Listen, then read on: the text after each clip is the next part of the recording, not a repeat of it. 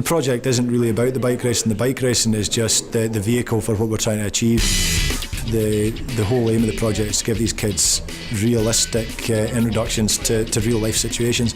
They're working under pressure.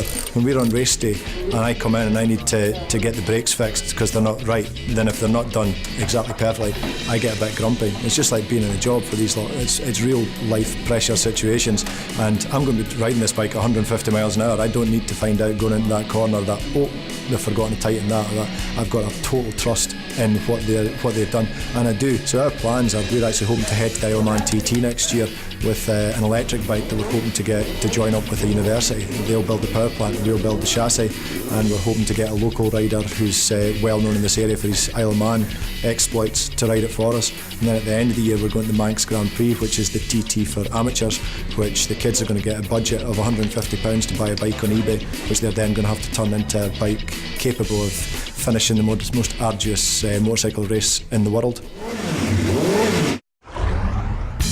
The Havilah project has gone from strength to strength over this last year. Originally just 2 or 3, just a handful of people used to come in, and now we have easily 25, 35 or more young men and women coming in every day, and we've a volunteer team that's now 25 to 30 strong.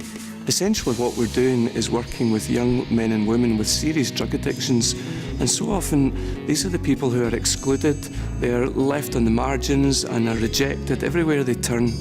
But here, through this project, we're caring for them, we're including them, we're welcoming them with no judgment and helping them to get their lives back on track.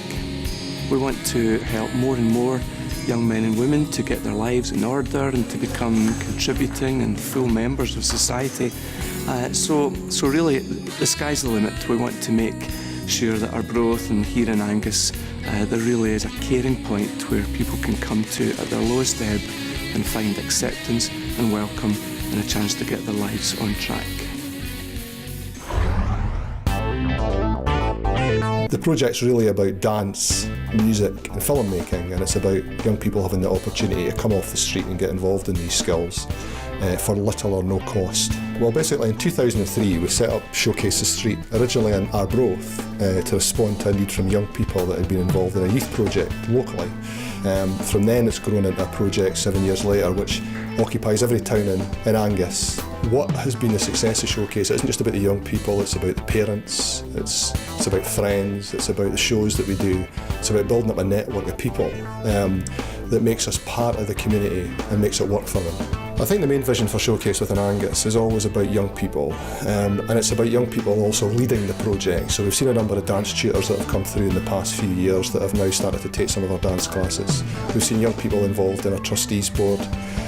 We also want to increase the amount of buildings that we have in Angus. So currently we have one in Arbroath, we have one in Montrose, we're looking at Forfar just now, and we also want to bring more music into the area as well. So within those buildings, particularly one of them, we want to include a recording studio as well.